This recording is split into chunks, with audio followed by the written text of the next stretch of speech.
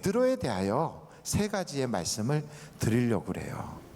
베드로라고 하는 사람이 예수님을 믿게 되고, 그리고 그가 수제자가 되는 데는 혼자 그렇게 된 게 아니라 관계가 있어서 그래요. 사람들과의 관계, 하나님과의 관계 때문에 그래요. 그래서 이런 모든 관계는 하나님이 만들어 주신 것이다. 이게 첫 번째 주제로 딱 한번 적어 보시고요. 두 번째는 끝까지 하나님께 붙어 있어야 된다. 왜냐하면 베드로도 처음부터 신앙이 좋았던 게 아니고요, 예수 잘 믿었지만 나중에도 주님 모른다고 부인도 했었거든요. 그럼에도 그가 수제자가 되고 나중에 더 크게 쓰임받은 것은 끝까지 붙어 있었기 때문에 그래요. 그리고 마지막 세 번째는 사명이 끝날 때까지는 절대로 망하거나 죽지 않는다. 그러니 이 베드로도 죽음을 눈앞에 두고 있어도 하나도 걱정하지 않았다는 거예요. 내일 끌어다가 죽인다 하는데도 편안하게 잠을 잤어요. 그것을 보면 베드로가 얼마나 배짱이 좋은가? 아니에요. 믿음이 좋아서 그래요. 그 믿음은 내가 사명이 끝나면 하나님께 가는 것이고, 이 땅에 사명이 남아있으면 그 사명을 위해서 하나님이 나를 써주실 것이다, 이런 믿음이 있었던 거예요. 그 믿음은 우리에게도 동일합니다. 베드로는 처음부터 예수를 믿던 사람이 아니에요. 그 형제 안드레가 먼저 예수님을 알게 됐어요. 그래서 그 안드레가 가서 베드로한테 시몬아 시몬아, 내가 메시아를 만났어. 너 한번 그 메시아 만나러 가지 않을래? 그랬더니 시몬이라고 하는 이 베드로가 그래? 어디 계시대? 그리고 따라 나섰어요. 갔더니 예수님이 시몬을 딱 보고 이제 너의 이름을 시몬이라 하지 말고 게바라라.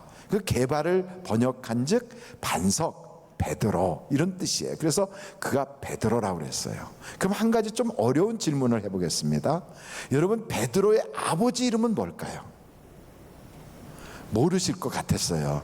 베드로가 예수님 부인하고 도망가서 디베라 바다에서 다시 고기잡이 하러 갔을 때 그때 주님이 거기까지 따라가셨어요. 그리고 모닥불 펴놓고 고기를 구워놓고 베드로를 거기로 초청을 했어요. 그러니까 베드로가 예수님 옆으로 쭈삣쭈삣 가서 앉았어요. 주님이 이제 음식을 먹게 하고 물어보는 거예요. 시몬아, 내가 나를 사랑하느냐?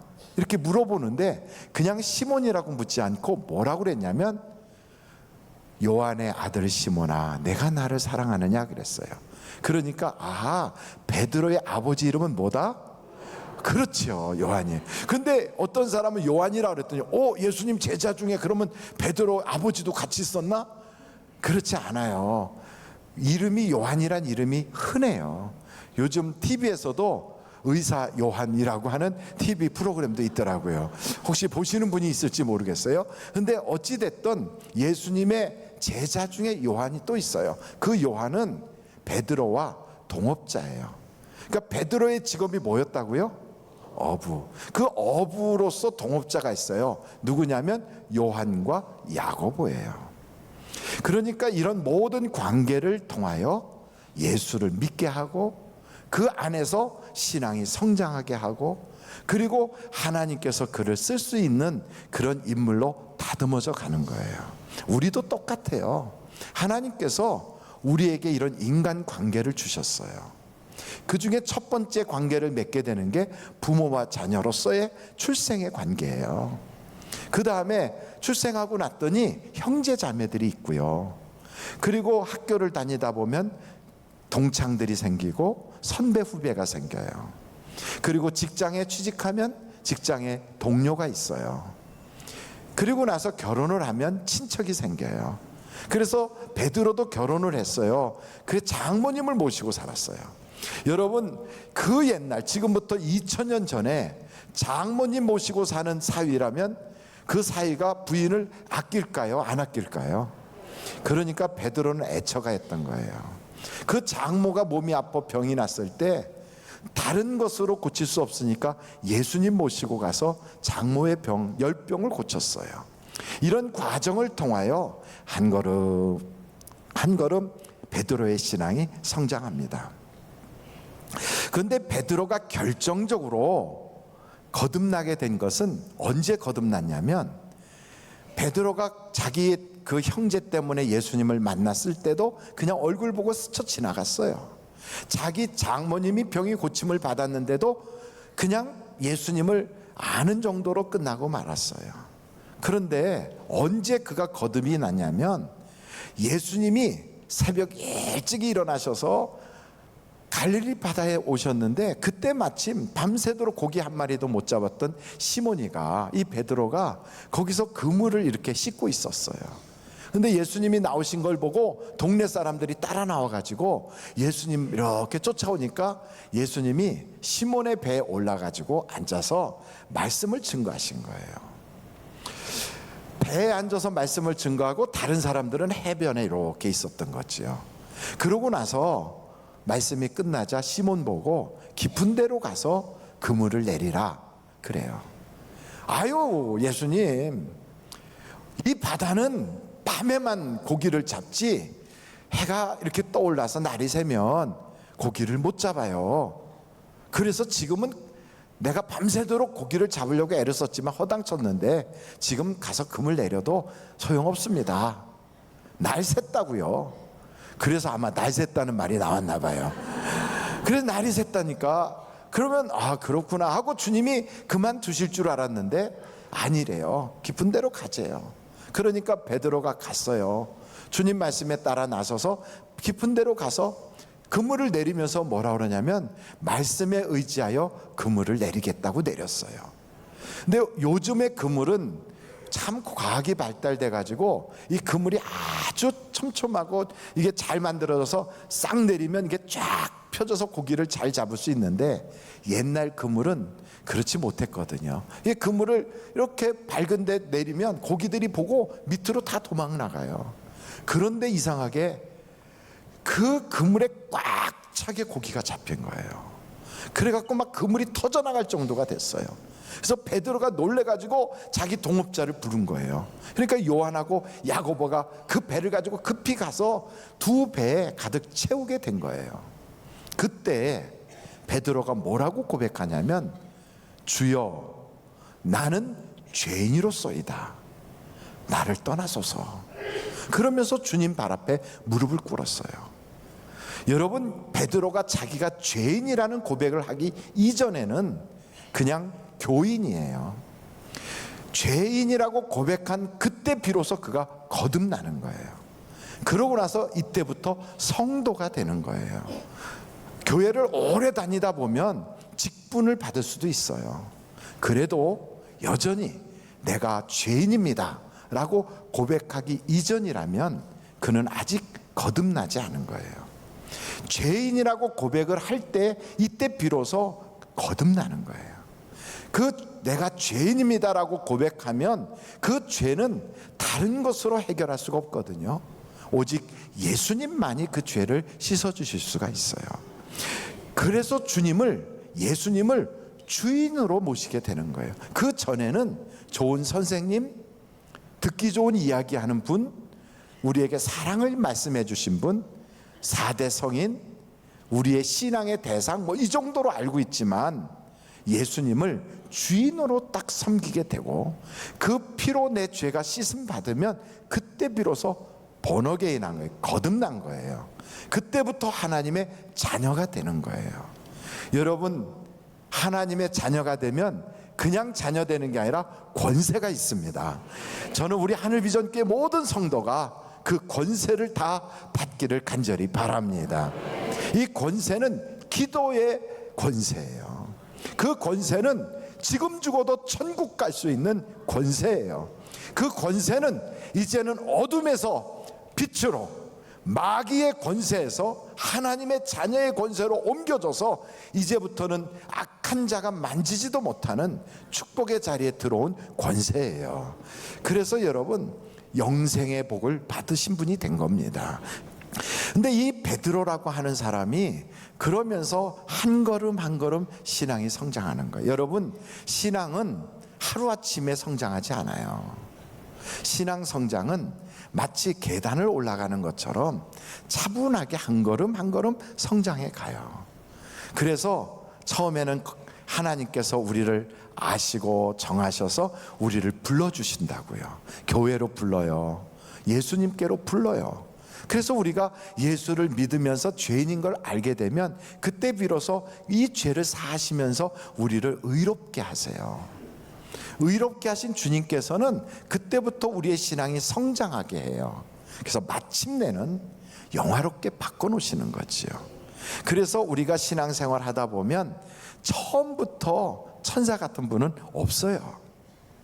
차츰차츰 다듬어지고 변해서 나중에는 하나님의 성품으로 충만해지는 거예요. 그래서 저는 우리 하늘비전교회 성도들이 하여간 육신에 속했던 성품과 언어와 생각들이 쏙 빠져나가고 예수의 피로 다 빨래하듯이 빨래해가지고 깨끗하게 된 그곳에 성령의 성품, 하나님의 성품이 들어가서 사랑하고 또 희락과 온유와 자비와 양성과 충성과 절제가 풍성한 거룩한 인물로 거듭날 수 있기를 간절히 바랍니다. 그런데 이런 인간관계 혹은 하나님이 주신 관계는 잘 다듬어야 돼요. 이것을 잘 가꾸지 않으면 인간관계는 성숙해질 수가 없어요. 그래서 어떻게 가꾸냐면 관심을 가지고 사랑하고 그리고 그 가꿀 대상에 대하여 지식을 가지고 있어야 돼요. 여러분, 우리가 사랑을 한다고 그래요. 관심을 가지고 있어요. 그런데 지식이 없으면 해롭게 할 수 있어요. 부부간에도 똑같아요. 일방적인 것은 그게 해칠 수가 있는 거예요. 내가 사랑하니까 그러니까 막 윽박질러요. 사랑은 그게 아니에요. 사랑은 상대방의 입장에서 해줘야 돼요. 그래서 그걸 역지사지라고도 해요. 여러분, 상대방의 입장에서 들어주고 말하고 생각할 수 있는 것, 이것이 지혜예요. 지혜란 뭐냐? 듣는 마음이거든요. 여러분, 한번 성경을 찾아볼까요? 잠언서에 한번, 잠언서 29장 7절 한번 펼쳐보겠어요. 같이 한번 읽겠습니다. 시작. 의인은 가난한 자의 사정을 알아주나 악인은 알아줄 지식이 없느니라. 우리가 인생을 살다 보면 가난한 사람이 많이 있어요. 주변에 신앙이 가난하거나 물질이 가난하거나 배움이 가난하거나 혹은 인격이 가난해. 그래서 그 사람은 인격을, 자기를 돌아본 적이 없어서 막 함부로 말을 하고 그냥 사람들한테 행동이 다듬어지지 않았어요. 이럴 때 그들을 윽박지르지 않고 그것을 이해하고 그것을 알아줄 수 있는 사람, 이게 의인이에요. 그런데 악인은 그럴 능력이 없는 거예요. 그래서 여러분, 성경에 의인은 하나님이 기도를 들어주시고 그 의인은 하나님이 챙겨주시고 그 의인은 하나님이 보장해 주시거든요. 그래서 여러분, 우리는 우리 주변에 있는 사람들을 만날 때 바로 그런 마음을 가지고, 아, 저분은 인격이 가난하구나. 아, 저분이 저러는 것은 신앙이 가난해서 그래. 저분은 교육이 가난해. 물질이 가난해. 건강이 가난해서 그렇구나. 우리가 그걸 이해해 주면 이것이 듣는 마음이 되는 거예요. 이걸 볼 줄 아는 눈이 열리고 그 사람 속에서 외치는 그 소리가 들릴 수 있는 귀가 열려야 돼요. 여러분, 사람은 입으로만 말하는 게 아니고 진짜 가난한 사람은 말할 수가 없어요. 그거를 표현할 수가 없는 거예요.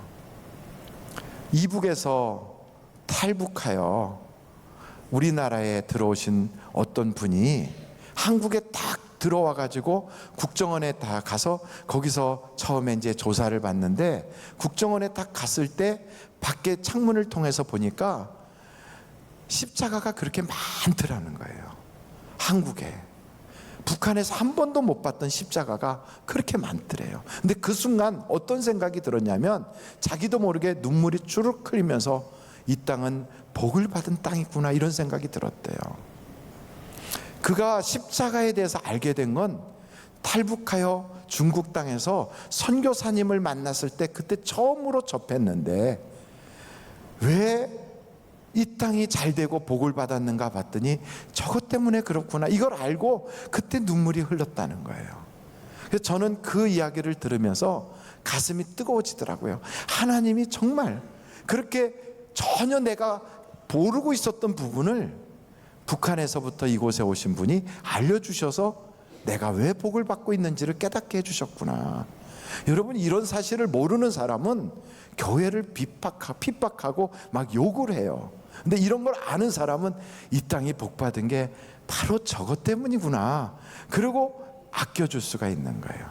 그리고 모르는 사람을 우리가 막 힐난하기보다는 알아주는 거지요. 이해하는 마음이 필요한 거지요. 저는 우리 하늘비전교회 성도들이 어찌됐든 우리 주변에 있는 모든 사람들을 이와 같이 잘 관리할 수 있는 그런 여러분들이 되시기를 간절히 바랍니다.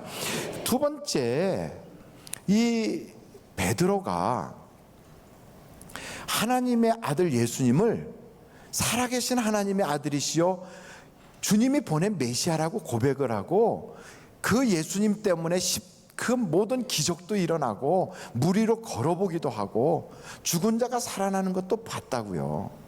이런 아주 무수히 많은 영적 체험이 있었음에도 불구하고 막상 예수님이 잡혀가고 그리고 그 뜰에서 불을 쬐고 있을 때 조그만 계집아이가 너도 예수 믿는 사람이지, 그때 뭐라고 그랬나요? 아니야, 나 안 믿어, 나 예수하고 상관없어 하고 예수님을 부인했어요. 그랬더니 그 여자가 지나가면서 다시 쳐다보면서 뭐라고 그러냐면, 너 갈릴리 지역에 사투리 쓰는 거 보니까 틀림없어. 이번엔 더 막 자기한테 윽박지르니까 욕을 했대요. 그러면서 예수를 모른다고 그랬대요.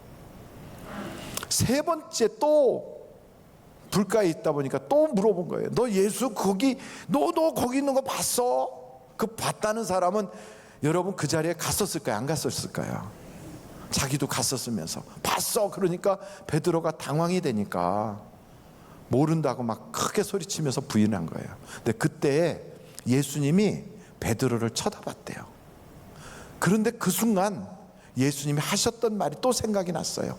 꽃기요 하고 닭이 우는 순간에 닭 울기 전에 내가 나를 3번 부인하리라, 그 생각이 난 거예요. 그래서 나가서 막 울었어요. 그 죽음 앞에서 그렇게 비겁하게 배신했던 베드로. 여러분, 우리도 성령 충만하고 막 그래서 야 나는 말이야 만약에 예수 믿을 거야 안 믿을 거야 그러면 나는 예수 믿는다고 순교할 거야 이렇게 했어도 막상 그 자리 가면 순교하겠어요? 한번 제가 여쭤볼게요. 여러분, 나는 예수 믿으니까 만약에 우리나라가 한국 체제로 통일이 안 되고 김정은이 체제로 통일돼 가지고 예수 믿는 사람들 다 나와, 목사 나와 이래갖고 죽인다면 나 그때 순교하겠다 하는 사람은 한번 손 들어보세요. 할렐루야, 할렐루야. 왜 손을 이렇게 안 들어요? 외상인데 지금 죽으라는 것도 아니고 그런 일이 있지도 않을 건데 기회를 한번 또 드려볼게. 그때 순교할 수 있다 이런 사람 한번 손 들어봐요. 이제 됐어요. 내려요. 각오를 해도 순교할까 말까 하는데 이렇게 순교할 사람이 없어. 하나님, 3번째 다시 한번 물어볼 텐데 이번엔 좀 마음에 감동을 좀 주시면 좋겠어요. 제가 이건요 지금 순교하라는 것도 아니에요. 혹시 그때가 되면 나 한번 순교할 수 있겠다 이런 분, 나 그만큼 예수님 사랑한다 이런 분 한번 손 들어보세요. 할렐루야. 손 내리세요. 그런 일이 없을 거예요. 여러분, 순교할 일이 없을 거예요. 근데 순교하겠다고 막 손을 이렇게 들었어도 막상 그때 가서 총으로 한번 빵 쏴서 죽이면 하겠는데 손톱 하나 뽑고 그 다음날 또 손톱 하나 뽑고 이러면서 두드려 패고 또 갔다가 놔뒀다가 또 와서 하나 뽑고 이러면 정말 그건 힘들 것 같아요. 근데 어찌됐든 우리나라에도 주기철 목사님 같이 신사참배를 반대하여 순교하신 분도 계시는가 하면, 고인 대신 한경진 목사님은 그 신사참배할 때 신사참배를 찬성하고 신사참배를 하셨어요. 그러니까 우리가 생각하면 주기철 목사님은 굉장히 위대하시고 한경진 목사님은 배신자구나. 아우, 저건 어떻게 그때 그럴 수 있나? 그렇게 할 수는 없어요. 왜냐하면 누구나 넘어질 수 있으니까. 그러고 나서 나중에 일본이 망했어요. 그 후에 신사참배 하셨던 분들 엄청나게 많이 어려움을 당하시고요, 또 회개하고 그리고 돌아섰어요. 베드로도 똑같아요. 베드로도 넘어진 사람이에요. 실수했던 사람이에요. 그랬던 사람을 우리 주님이 버리지 않고 내가 나를 다른 사람보다 더 사랑하냐 물어보시고 회복시키셨어요.